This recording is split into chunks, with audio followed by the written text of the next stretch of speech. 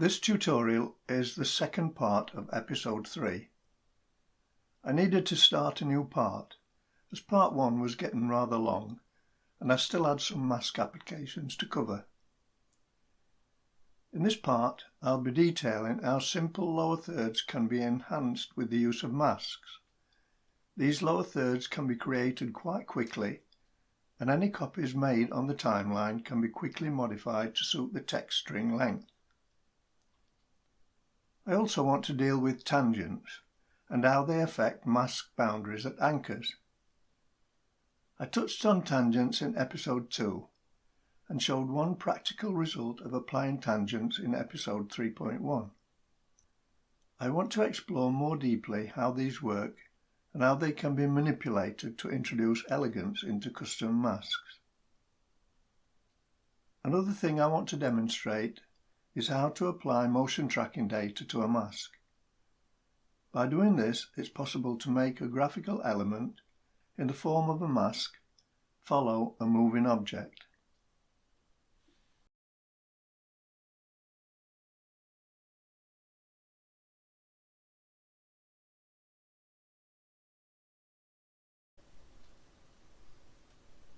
In this section, I want to show you how a simple graphical element created with a mask can be enhanced very quickly with tangents.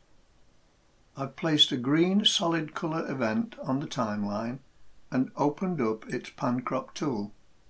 The masking mode is enabled by placing a check mark in the box marked mask. I'm sure you all know that by now, but I thought I'd mention it for the uninitiated. I'll now open up the preset list, where I have some mask presets I've already created and saved. I'll start with the simple arrow mask. As you can see, it's pretty basic, and sometimes that's all you need. However, if you desire, you can make the arrow look more organic by initializing certain tangents. As I've mentioned before, every anchor on a mask has a dormant tangent. Initializing specific anchor tangents can make a simple design more elegant. To do this, I must first partially select the mask. I explained the different selection modes of masks in episode 2. Now, if I select these two anchors by clicking them with Shift held down, I can launch the right-click context menu and select Initialize Tangents All Selected. I described the right-click context menu in detail in episode 2. As you can see, tangents have been exposed on the two anchors I selected, changing the sharp angle into a curve. This curve can be modified, but I'll leave that subject until later on.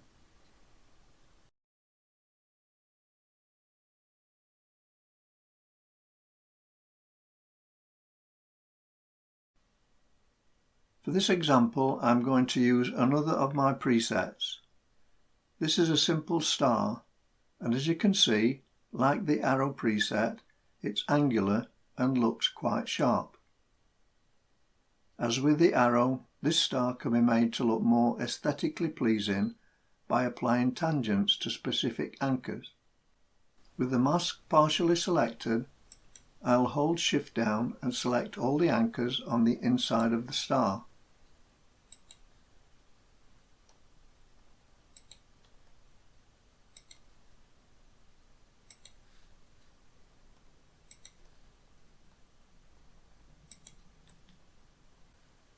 I can then use the right-click context menu to initialize all the selected anchors.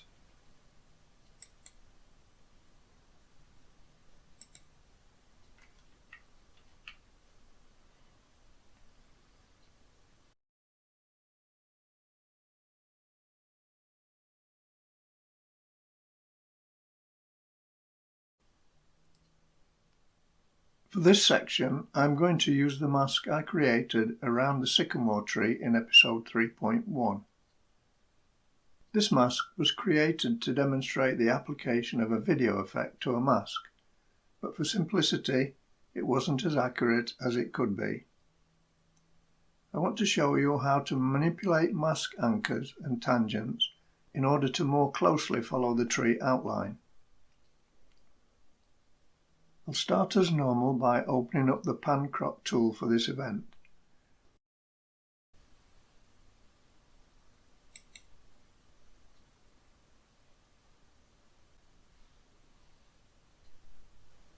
For demonstration purposes, I'll zoom into a specific part of the mask.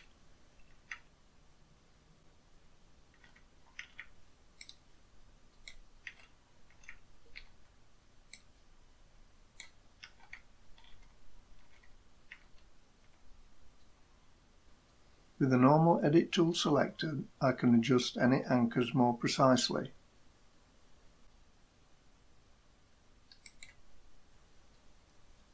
There are several actions I can take to make these fine adjustments. I can move individual anchors.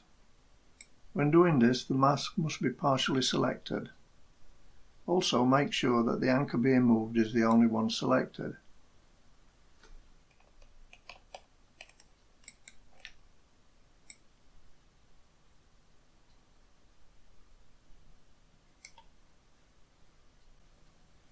I can add anchors using the Anchor Creation tool.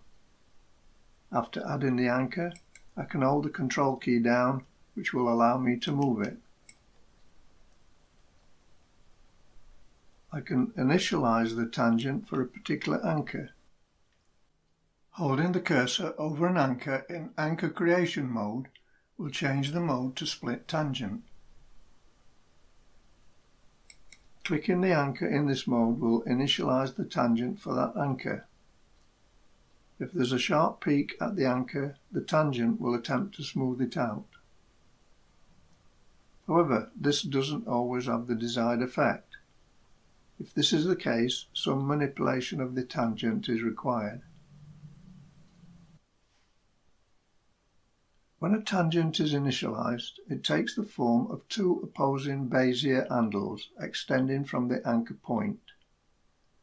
Manipulation of the Bezier handles determines the nature of the curve around the anchor. By default, the two Bezier handles work in opposing unison. That is, movement of one handle will result in the same movement of the opposite handle, but in the opposite direction. However, most of the time, you will need to move the handles independently.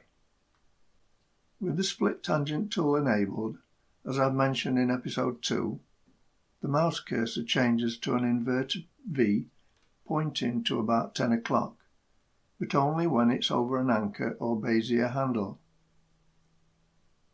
The utilization of this tool is a little complex, but I'll try my best to explain. In this mode, if you hover the mouse cursor over a freshly initialized tangent handle, the mouse cursor changes to the Split Tangent cursor. You can then grab one of the handles, move it, and the opposing handle will remain in its original position. After you've moved it, the mouse cursor reverts to the normal editing tool cursor. In this mode, if you try to move a handle again, the handles straighten again, creating a curve at the opposite handle. Each selection and movement of a handle toggles the mode of the cursor between normal edit mode and split tangent mode.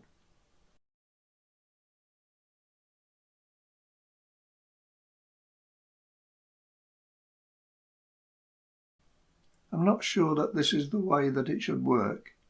In my opinion, with the mode set to split tangent, it should stay at split tangent until changed manually. However, it is what it is. To prevent this happening, after moving one of the handles, if you want to go back to it to make further adjustments, you must hold the Control key down. This will change the mode cursor temporarily to split tangent mode when you hover over the handle, and allow you to move it without disturbing the other handle.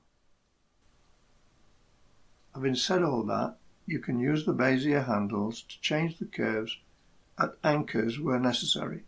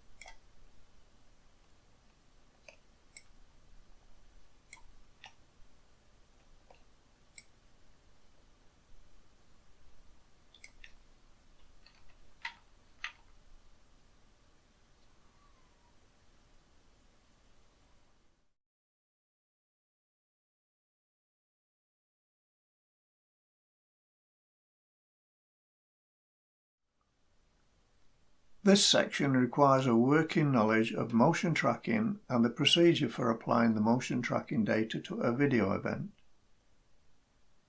I covered motion tracking in tutorials 40, 41 and 42, so I won't go into too much detail about it here. I'll start with a suitable video event on track 3 and a solid colour event on track 2. I also have a titles and text event on track 1. As in episode 3.1, I'll create a custom mask on the colour event. A moving object in the video event will then be tracked and the motion tracking data will be copied to a picture-in-picture effect applied to the colour event and the text event.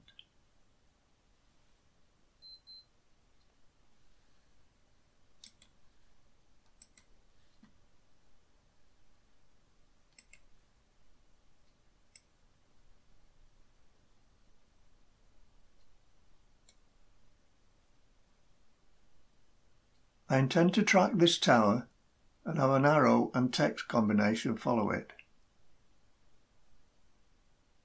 I'm going to place a marker where the tracking will start.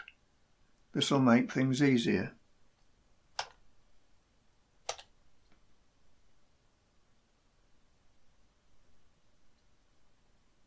I'll now move the colour event to the marker and shorten it.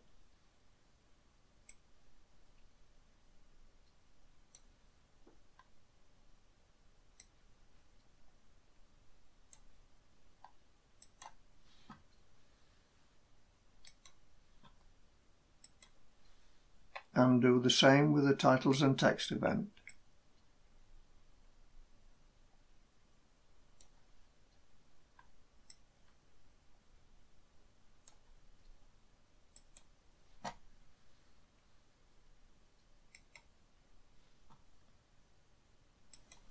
The video event now needs selecting and motion tracking enabled using Alt-M.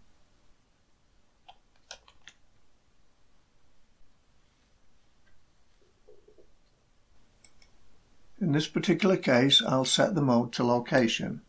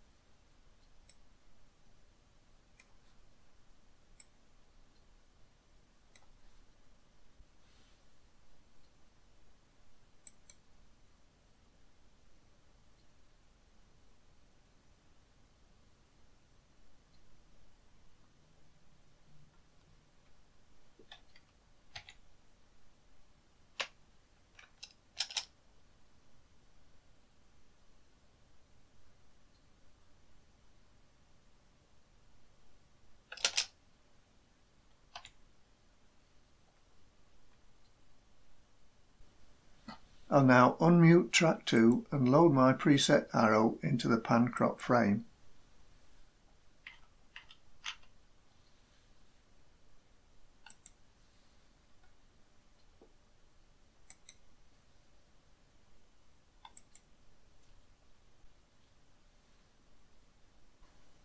I can now reposition and resize the arrow using a pip effect applied to the plugin chain.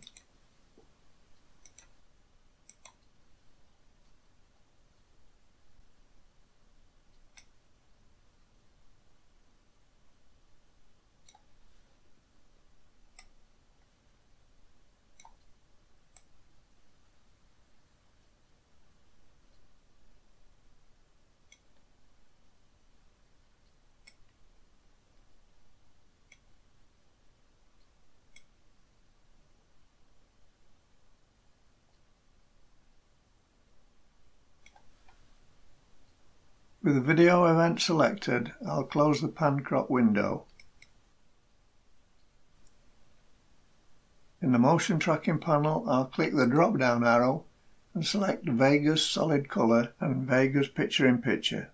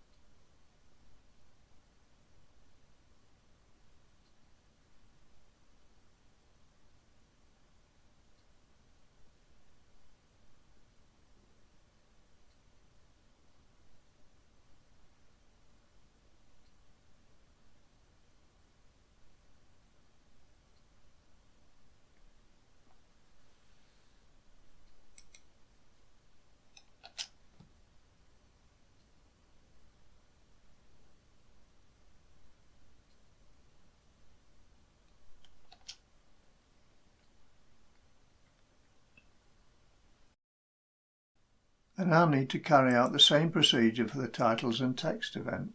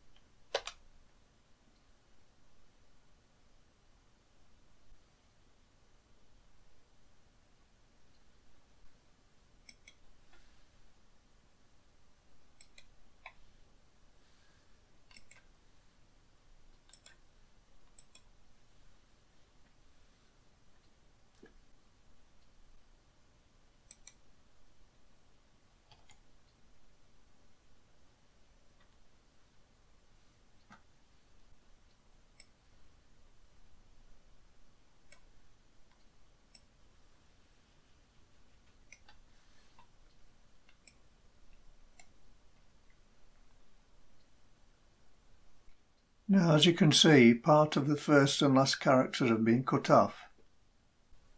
I don't know why this happens, but it's easy to rectify.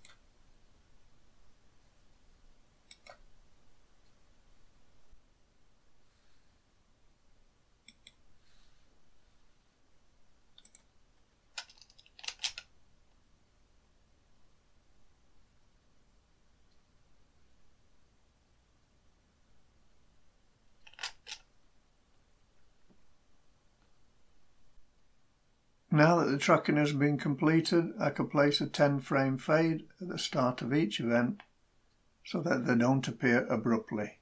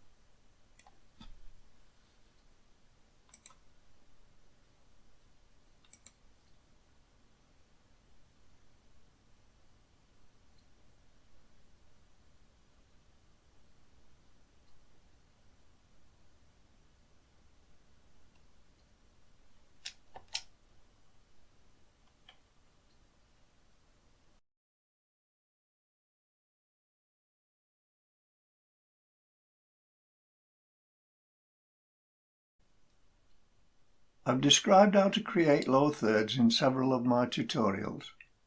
Some of these lower thirds involved a fair amount of work in order to create them. In this last section, I want to now show you how to use the Pan Crop masking tool applied to the Titles and Text plugin to create a simple lower third that you can use as a template. It won't be very fancy or elegant, but sometimes you just need to create one quickly. I'm going to use this short clip of Cove Castle for the application of my lower third. We'll start by pulling a Titles and Text media event down onto track 1.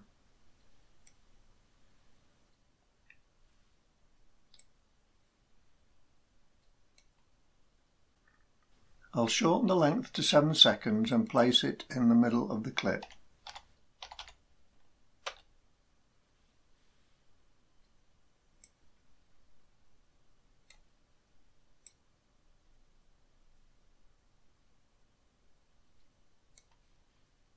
The first thing to do is to change the font size and font colour. The font and font colour will be a personal preference, but the font size needs to fit in with the video that the lower third is describing. I'm going to use the Times New Roman font with the colour yellow. I also like to give the font a black outline with a width of 5. I'll first select the default text string by placing the cursor inside the text string window and pressing Ctrl A. The text colour can be changed using the colour swatch that opens up when the text colour box is clicked.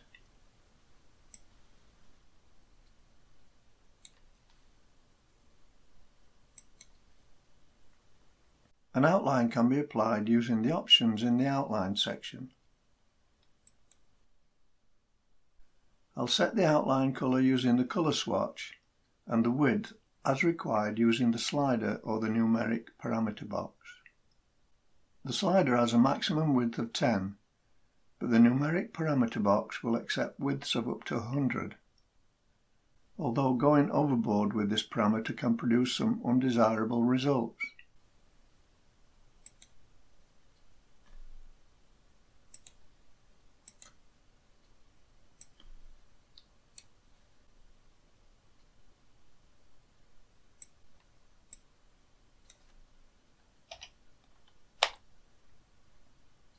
With the text string selected, I'll change the font to Times New Roman.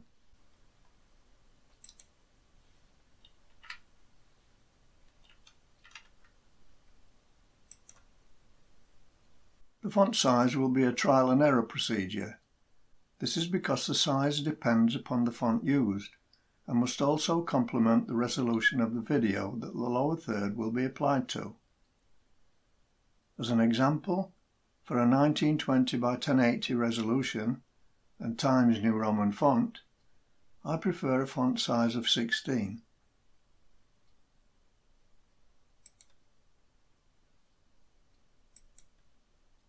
The next thing to do is place the text string in a suitable position. Again, this will be down to personal preference and the video that the lower third is to be superimposed onto.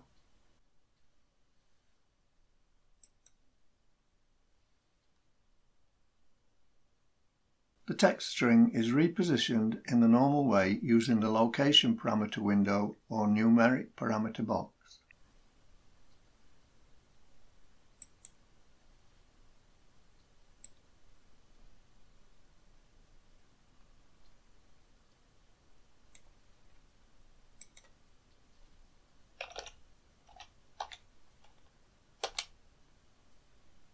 One more thing.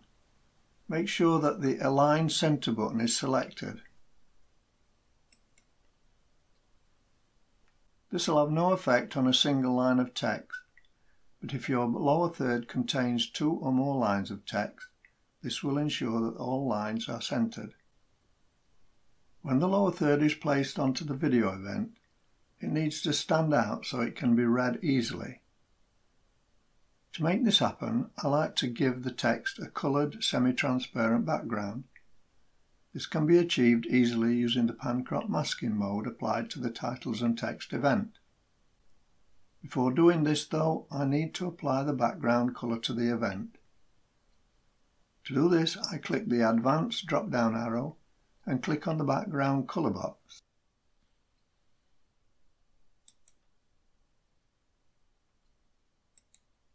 This will open the background colour swatch. I can now select a suitable colour and adjust the alpha channel slider to give the desired degree of transparency. This is where a little experimenting is required.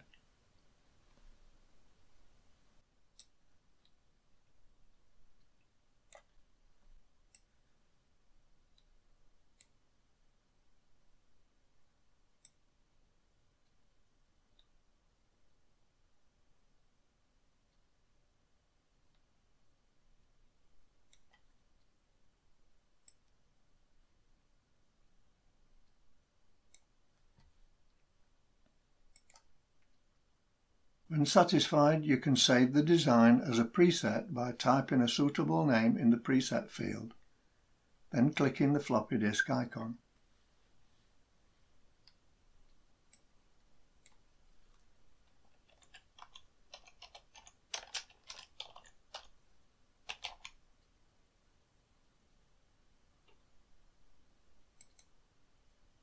Now I can close the titles and text window and open pan crop for the titles and text event in the normal way.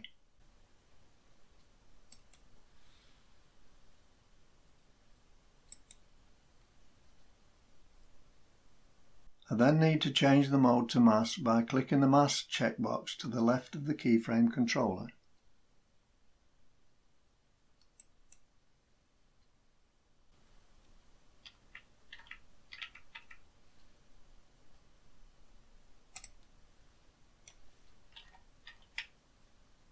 I can now create an oblong mask that stretches across the workspace.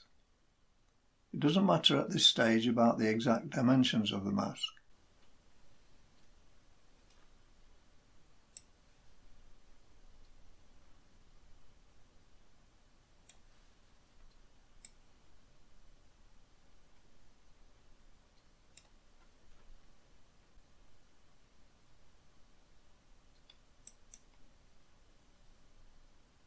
I can make sure that the mask is centered horizontally by adjusting the X coordinates in the position section of the parameters.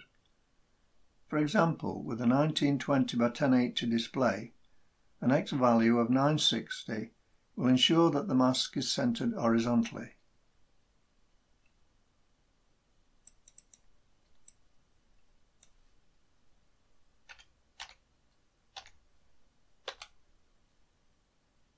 To complete the design, a slight feathering of the mask edges is required. To do this, I'll make sure that the mask is fully selected, then change the feather type in the path section of the properties to out.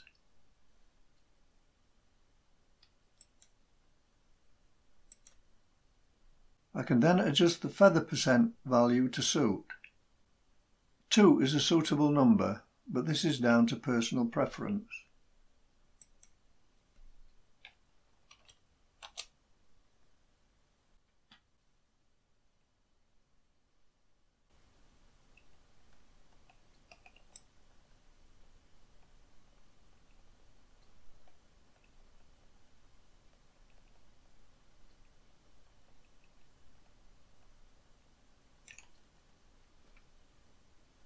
You may at this point also want to create some extra anchors and initialize their tangents to create a more organic background. When satisfied, you can save the mask as a preset by typing a suitable name in the preset field, then clicking the floppy disk icon.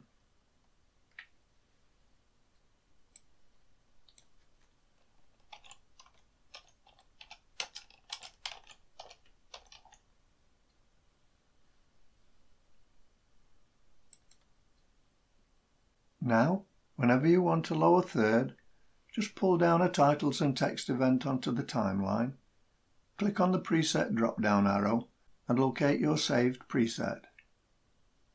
To apply the mask preset, open pan crop for the event Click on the Mask checkbox, click on the Preset drop-down arrow and locate your saved mask preset. All that's left is to replace the default text string with your own.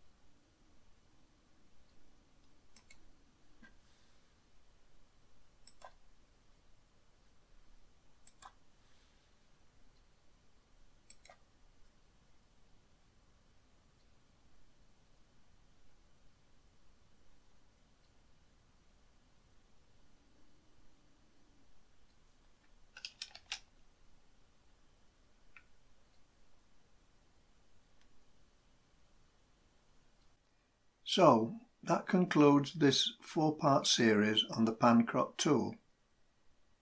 In this and the previous episode, I hope I've given you a flavour of what can be achieved using the tool's masking mode. With imagination and patience, you can use the tool for a wide variety of applications. Don't forget 2 important things though. Firstly, our mask hierarchy and polarity affects the way you use individual masks. Secondly, and equally as important, if you design a complex mask, please save it as a preset. Time is precious and you don't want to throw it away. I'm not sure about the subject of my next tutorial, but whatever it is, please join me. As always, if you've found this tutorial useful, please consider subscribing. If you have any questions, please ask them and I'll do my best to answer them. Until the next time, bye for now.